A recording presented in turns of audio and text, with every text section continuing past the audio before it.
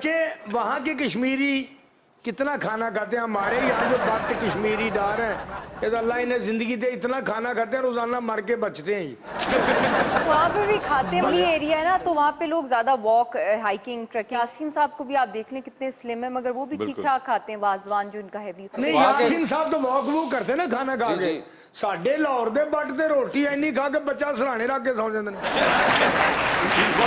پاکستانی کشمیری اور انڈیا والے جموں کشمیر میں یہ ایک فرق ہے وہاں کے لوگوں کا کہ وہاں کے لوگ کھانے کے بعد بھی ایکٹیو رہتے ہیں. یہاں تو ایک کانسیپٹ ہے نا, ہوئے اور پا اوے انی کھادی ٹھہر کے کر وہ کھڑے کدوں مار دینا پا. اگر میں غلط نہیں تو آپ کا بھی کچھ کشمیری کنیکشن ہے؟ جی میری امی جو ہیں وہ کشمیری ہیں. تو پھر ان سے پوچھے نا, یہ بتائیں گے اندر کی بات کشمیریوں کی. ہاں تو کھا کھا کے وڈے ہوئے نے, دوسرا بچہ کوئی ایڈا چٹا وہ گورا ہوتا ہے لمبا جوان. کیا یہ سچ ہے؟ بہت کھاتے ہیں میرے, اللہ معاف کرے, بہت کھاتے ہیں. ان کے لیے نا کھانا جو ہے وہ ایک فیسٹیول ہوتا ہے. مطلب کھانا جب کھانا آیا ٹیبل پہ تو ایک فیسٹیول بن گیا اور کھائی جانا ہے کھائی جانا ہے. میں تو دنیا رج کے اٹھتی ہے, بٹ جڑے نے تھک کے اٹھتے ہیں. سب اور کھاؤ بھائی یار گرم کرو ٹھہر کے کھانا, میں تھک گیا یار. حقیقت ہے اس میں؟ بالکل حقیقت. ایک بٹ روٹی کھانا کھانا بے ہوش ہو گیا. اچھا انہوں چوک کے ڈاکٹر کو لے کے ڈاکٹر نے ہلایا نے کہا یہ پھکی کھا کر, پھکی دی جگہ ہوندی تے روٹی اور نہ کھا لیندے.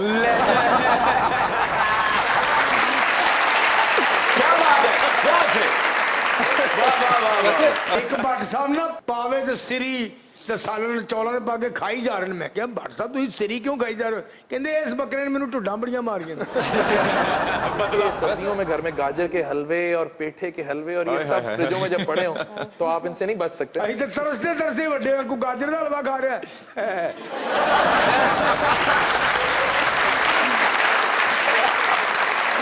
آپ اس طرح کے کشمیریوں کو جانتی ہیں جس طرح کہ انہوں نے ابھی؟ بالکل, میں مقبوضہ کشمیر میں بھی, وہاں بھی لوگ اتنا ایک فیسٹیول ہوتا ہے جو کھانا وازا اس کو کہتے ہیں, جو کک کرتا ہے وازوان, جو کشمیری ڈشز ہوتی ہیں, تبک ماز, گشتابہ اور بھی بہت سی ڈشز ہوتی ہیں. ہریسہ بھی ہوتا ہے. ہریسہ ناشتے میں یہ لوگ لیتے ہیں سردیوں کے اندر.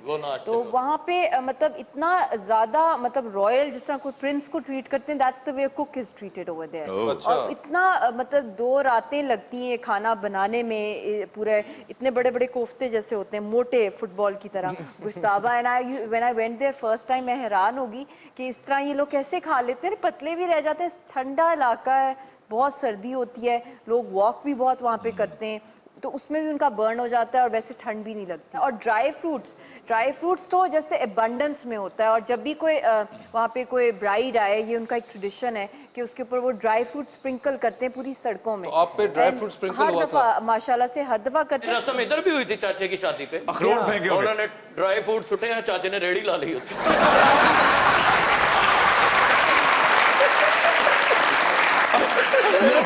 تو ڈرائی فروٹ دی ریڑھی لا لی. میں کہا یار میں نہیں رہی, سہرے نے لواتی.